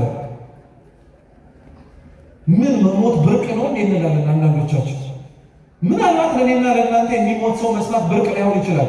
ያቺ የሞተችባት እናታችን አንድ ነፍስ ግን ተስፋ ልትሆን ትችላለች። የሞተ ባሏ የምትጽናናበት ልጇንም ጭምር ያጣችው ጊዜ በቃሬዛ አሸክማ ልትቀብረው ነው እየሄደች አለችው። ስለዚህ ባታለቅስ እንዲያውም እንደነቅ ነበር። በማልቀሷ ያናክል አልነገረም። አለቀሰች፣ አነባች። ክርስቶስ በመንገድ ሲያልፍ እሷንም አያት። መጀመሪያ አታልቅሽ እያለ በጣም የሚያጽናና ቃል ነው። በነገራችን እያዘዛት አይደለም፣ ሊያደርግ የሚችለውን አምላክ ስለሆነ ስለሚያውቀው ተጽናኝ እያላት ነው። በቃ ላደርግልሽ የመጣሁት ዓላማ አለኝ አላት። አታልቅሽ አለ። ያቺ ሴት ግን ተስፋ የሌላት ሴት ስለሆነች አብዝታ ታለቅስ ነበር። ከአጽናናት በኋላ ክርስቶስ ምን አደረገ መሰላችሁ? ያ በቃሬዛ ተሸክሞ የሚሄዱትን ልጇ ጋር ተጠጋና የቃሬዛውን እንጨት በእጆቹ ያዘው ይላል። የምኑን እንጨት? በምን ልሱ እንጂ ወንጌል ላይ አንዲት ቃል ያለ ዋጋ የተጻፈችልች። ቅድም እንዳልኳችሁ ነው። ጣሊታን በቃሉ ያስነሳ አምላክ ለምን እንጨቱን መያዝ አስፈለገው? ሳይዛው እንዲሁ አንተ ጎበዝ ተነስ ቢለው መነሳት እኮ ይችላል። ቃሬዛውን በእጆቹ የነካበትን ምክንያት ግን ቅዱስ ቄርሎስ ዘኢየሩሳሌም በረከቱ ለሁላችን ትድረስ እንዲህ ብሎ ተረጉሟል። ልብ ብላችሁ ስሙ። ክርስቶስ በእጆቹ የነካው ቃሬዛ ለሞተው ሰው ከቃሉ ጋር ሕይወትን ሰጥቶታል ይላል። ክርስቶስ የነካው ቃሬዛ በእጆቹ ሕይወትን መስጠት የሚችል ከሆነ ለ3 ሰዓት የተሸከመው መስቀሉ እንዴት ሕይወት አይሰጥም ብላችሁ ትነግሩኛላችሁ? ይሄ ገርማችኋል? እንዲያውም እናጠንክር። መስቀሉ ጌታን የተሸከመው ለ3 ሰዓት ነው። 9 ወር በ5 ቀን ከማኅፀኗ የተሸከመችው እናቱ ተአምር አደረገች እንኳን ይደንቃችኋል? እኔ በጣም አንድ ነገር ልንገራችሁ ክርስቲያኖች፣ በቤታችን ዙሪያ ተአምር ተደረገ ብላችሁ አትደነቁ። እሷ ራሷ ተአምር እኮ ናት። እሷ ራሷ ብቻዋን የምታደርገው ነገር አይደለም። እሷ ተአምር ናት እኮ። ረሳችሁት እንዴ? ትንቢተ ኢሳይያስ ምዕራፍ 7 ቁጥር 14 ላይ እኮ ድንግል በድንግልና ጸንሳ በድንግልና ትወልዳለች፣ ስሙንም አማኑኤል ትለዋለች። ትርጓሜውም እግዚአብሔር ከኛ ጋር ሆነ ብቻ እኮ አይልም። እነሆ እግዚአብሔር የዘመኑ ፍጻሜ በደረሰ ጊዜ ምልክት ይሰጣችኋል። እስኪ ምልክት ይሰጣችኋል። ምልክት ማለት በግዕዝ እኮ ተአምር እኮ። የዘመኑ ፍጻሜ በደረሰ ጊዜ ያየናት ተአምር እሷ እኮ ናት። ሌላ ነገር አትፈልጉ ክርስቲያኖች፣ እውነቴን ነው የምላችሁ። እሷ ራሷ ተአምር ናት። እሷ ልታደርገው ስለምችለው ነገር ታስባላችሁ? እሷ ራሷ መኖሯ ተአምር ነው። መራመዷ እዚህ መሬት ላይ ድንቅ ነው። መወለዷ ለዚህች ዓለም በጣም የማይመጥን ነገር እኮ ነው። እንደው እግዚአብሔር ለእኛ ድህነት አስቦ ካልሆነ በቀር እውነት እኮ ነው የምላችሁ። እዚህ ምድር ላይ እሷ ኖራ የተደረገ ምንም አይነት ነገር እንደው እባካችሁ ባይደንቃችሁ እንኳን አታቃሉት፣ ባይገርማችሁ እንኳን አታርክሱት። በጣም ነው የሚደንቀው። በሰማይ ላይ አውጥቶ ትወልጅኛለሽ ብሎ ሹክ ብሎ መናገር የሚችለው ክርስቶስ መልአኩን ልኮ መሬት ላይ ያወረደው ለምን ይመስላችኋል? በሰማይ ላይ ሁሉም ጣጣ እኮ ጨርሶ ማውረድ ይችል ነበር። እናቱ ሰማይ ድረስ ያለወጣት መሬት ላይ የምትመላለስ ተአምር እንዳለችልብ እንድንል በእጆቹ የነካው እንጨት ሕይወት ከሰጠ፣ የተሰቀለበት መስቀል ሕይወት ከሰጠ እሷ ሕይወት ላትሰጠ፣ እሷ ታሪክ ላትቀይር ነው፣ እሷ ሕይወት ላታስተካክል ነው። አረ በትንሹ አትገምቷት። እሷ መንግሥተ ሰማያት ታስገባለች። ስሟ እኮ መርህ ለመንግሥተ ሰማያት እኮ ነው። ሌሎችም ጻድቃን በምልጃቸው ያስገባሉ እኮ። ተው ክርስቲያኖች፣ ተራ በሆነ ነገር ላይ ጊዜያችሁን አታባክኑ። እውነት የቤተ ክርስቲያናችንን ንጹሕ የሆነውን ትምህርት ቁጭ ብለን እንስማ። በዚህም በዛም በሚያወላግደው ነገር ላይ ጊዜያችሁን አታባክኑ። እርግጥ ነው ቀና የሆነ መልስ መስማት፣ የቤተ ክርስቲያኑን ትምህርት ማዳመጥ ግድ ነው። በሰማችሁት ወሬ ሁሉ ባደመጥነው ውርጅብኝ ሁሉ ግን አትረበሹ። እንዴ ስለ እሷ ተአምር ለማወቅና እሷ እናንተን በምልጇ እንዳዳናችኋችሁ እኮ ለማወቅ ተአምረ ማርያም ተገልጦ እኮ መነበብ አይጠበቅበትም። እናንተ ራሳችሁ እኮ ያልተገለጣችሁና ያልተነበባችሁ የእሷ ተአምር የተጻፈባችሁ ገጾች ናቸው። የአቡነ ገብረ መንፈስ ቅዱስ ተአምር ተገልጦ እስኪነበብ ትጠብቃላችሁ እንጂ እሳቸው በእናንተ ሕይወት ላይ ያለ ጽፈው የምታነቡት ታሪክ የለም እንዴ? ተቀጥሎ ቢጻፍ እኮ የመጽሐፉ ሌላ ገጽ ይሆናል። እግዚአብሔር ለምን ገጽ ይፈጃል? የእናንተ ሕይወትና ልቦና ላይ መጽሐፍ ሲችል እማይረሳ ያው የማይቀደም ይሄ መጽሐፍ ሊጠፋ ይችላል። የእናንተ ልብ አይጠፋም ካልካዳችሁት በቃ። ተጠጋ እንጨቱን ያዘ፣ ተነስ ብሎ አስነሳው። ቁም ነገሩ አሁንም ስለዛ ጎበዝ መነሳት አይደለም። አንዳንዶች ቤተ ክርስቲያን ሞተው መሞታቸውን ካወቁ በኋላ ተስፋ የሚቆርጧል። ቅዱስ ዮሐንስ ዘሰዋስው ምን ይላል መሰላችሁ? ሰይጣን ትልቅ የሚወደው ነገር እናንተን ኃጢአት ማሰራት አይደለም ይላል። ሰይጣን እናንተን ኃጢአት ማሰራት ሳይሆን የሚወደው ተስፋ ማስቆረጥ። ይሄ ነው ለሰይጣን ትልቁ ነው። እናንተን ኃጢአት ማሰራት እኛን ምንም አይደለም። ደስ የሚለውም ያን ያክል አይምሰላችሁ። ተስፋ ሲያስቆርጠን ግን ጮቤን የሚረግጠው። ምክንያቱም ተስፋ የቆረጠ ሰው ተስፋ ስለሌለው ይወጣል። ያ ጎበዝ ማለት ቤተ ክርስቲያን ውስጥ ብሎት አቃተው። ያልተመላለሰበት ጸበል የለም፣ ያልጠጣው ጸበል የለም፣ ያልተዳበሰው እምነት የለም፣ ያላነበበው ተአምር የለም፣ አስቀድሶ ያልተገኘበት ክብረ በዓል የለም። ግን ምንም ነገር ለውጥ ሲያጣ ተስፋ ይቆርጥና ለመውጣት ያኮበኩባል። ክርስቲያኖች እግዚአብሔር እንደደከማችሁለት ድካም ዋጋችሁን በመሬት ላይ የማያሳያችሁ ሳይኖራችሁ ቀርቶ አይደለም፣ ትዕቢተኛ እንዳትሆኑ ስለሚፈልጉ። የጸለያችሁ ጸሎት ዋጋውን አሁን ብታዩት ኖሮ ትገኙ ነበር። የለመናችሁት ልመና ሁላችንም እዚህ ውስጥ ግቢ ውስጥ ያለ ነው ክንፍ የሚያሰጥ ጸጋ ቢሆን ኖሮ ማን ቁጭ ብሎ ያዳምጣል? ሁላችሁም ትበሩ እኮ ነበር ወደ ላይ እስኪ እየተባባላችሁ። እውነቴን እኮ ነው የምላችሁ። ጸጋችንን እግዚአብሔር የሰጠንን የጸሎቶቻችንን ውጤት የሚያዘገየው ያንን የጸለይንበትን ጸሎት ውጤት ለመሸከም ልብ ሲለውላሉ። በቃ እስካልኖርን ድረስ አይሰጥም። ፍቅር ስትለምን ትዳር የማይሰጥ ትዕግስት ስለሌለ፣ ፍቅር ያለ ትዕግስት ዋጋ የለውም። የሆነ ሰዓት ላይ አይበዛ ተሸከምኩ እኮ ትላለህ። ትህትናን ስትለምን የዋህነትን ማብረህ መለመናለን። አለበለዚያ አይሆንም በፍጹም። እግዚአብሔር እንደ አምላክ ስለሆነ ነው ክርስቲያኖች እንጂ የማይሰማ የማያደምጥ ሆኖ አይደለም። እና ብዙ እህት ወንድሞቻችን አብዛኞቻችንን ጭምር ተስፋ ቆርጠን ለመውጣት ስታስቡ ተመለሱ። አሁን ኑ ወደ ቤት። ያላሳያችሁ ጸሎታችሁን እየለመናችሁ እግዚአብሔር አምላክ ለጥቂት ጊዜ ያዘገየባችሁ ምናልባት ብድራታችሁን በሰማይ እጥፍ አድርጎ ሊከፍላችሁን ፈልጎ ሊሆን ይችላል። ስለዚህ ያ ሰው የእኛ ታሪክ ምሳሌ ስለሆነ ሊወጣ እያኮበከባለ ወጥቶ ሊቀበር እየሄደ በቃ ዓለም ትሻለኛለች ብሎ ማለት ነው። አንዳንድ ሰው እዚህ ያየውን ኃጢአት የሚያሸሸው ሰው አለ። ቤተክርስቲያን ውስጥ የሆነ ክፋት ሲያይ በደል ሲሰማ ለዚህማ ዓለም አይሻልም እንዴ ብሎ የሚወጣ ሰው አለ። እንዲህ አይነቱን ሰው ነው በቃሬዛ ተሸክሞ ሰይጣን ሊቀብረው የሄደውን ሰው ክርስቶስ ይከተልና አንተ ጎበዝ ተነስተው ተመለስ ይላል። እግዚአብሔር ከተኛንበት ሁሉ ያንቃል። የሙታንን መነሳት እንዲሁ ተስፋ እናደርጋለን። ሶስተኛው የመጨረሻው ታሪክ የዮሐንስ ወንጌል ምዕራፍ 11 ላይ ያለው የምታውቁት የአልዓዛር ታሪክ ነው። አልዓዛር ከሌሎቹ ሙታኖች የሚለየው ለክርስቶስ ቤተሰብም ጭምር ሆኖ ቅርብ ስለሆነ አልዓዛር እንደሞተ ተሰማ። ታሪኩን ስለምታውቁት ነው። ክርስቶስ መሞቱን እየሰማ ነገር ግን ቁጭ አለ። እንኳን መሞቱ ይቀርና የምትወደው ታሟል ተብሎ ሲነገረው እንኳን ዝም ያለው ክርስቶስ በጣም የሚደንቅ ቃል ነው። በነገራችን እስኪ የምትወደው ታሟል በሉ። ቤታችሁ የሆነ ሰው ቢታመም እና መታችሁ ቤተክርስቲያን የምትሉት ነገር ብታጡ እችን ብቻ በሉ፣ ጌታ ሆይ የምትወደው ታሟል በሉ። አይገርማችሁ? ጌታ የማይወደው ሰው የለማ። እንዲህ ሆኗል ማለት አፋችሁ ቢተሳሰር ጌታ ሆይ የምትወደው ታሟል በሉት። መምጣት ባለበት ጊዜ ላይ ይመጣል። እሱ የምትወደው ታሟል አሉት፣ ዝም አለ። መሞቱን ተነገሩ፣ ዝም አለ። ተቀብሮ ከ4 ቀን በኋላ ኑ አልዓዛርን ልቀሰቀሰው ሄዳለሁ አለ። ኧረ ሞቷል አሉት። አዎ መሞቱን ያውቃል። ሞቷል፣ ላስነሳው ሄዳለሁ አላቸው። ቶማስ ምን እንዳለው ታውቃላችሁ? ሐዋርያው በሉ እንግዲህ አብረነው እንሙታል። እየሰማችሁ ልብ ብላችሁ አስተውላችሁ ታውቃላችሁ? መነሳትና መሞት ምን አገናኘ ብሎ እኮ መጠየቅ አለበት ጭንቅላታችሁ። ባጭሩ ልንገራችሁ ቅሉ ክርስቶስ አልዓዛርን ያስነሳበት ቀን እና አልዓዛርን ተነስቶ በሕይወት መራመድ የጀመረበት ቀን ለጌታችን ለኢየሱስ ክርስቶስ የሞት ፍርድ መወሰን በጣም ትልቁ ምክንያት እሱ ነው። ለምን እንደሆነ ታውቃላችሁ? ሰዱቃውያን በትንሣኤ ሙታን አያምኑም ነበር።